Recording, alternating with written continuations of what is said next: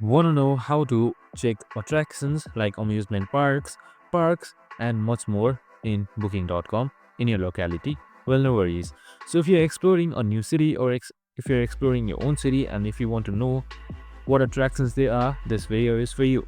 First things first, simply open up booking.com. So, you can just simply head towards the website and type in booking.com, and you should be provided with this interface.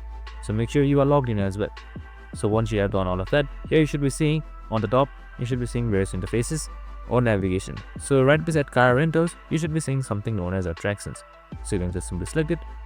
Now once you have selected attractions, here you can see various attractions right here. So you can just simply scroll down and see all recommended right here, or just simply click this arrow and you can see attractions like scenic views and much more. And that's it. I hope this video helped. If it did, make sure to like, subscribe, and tune in with us for more of these videos. See you in the next one.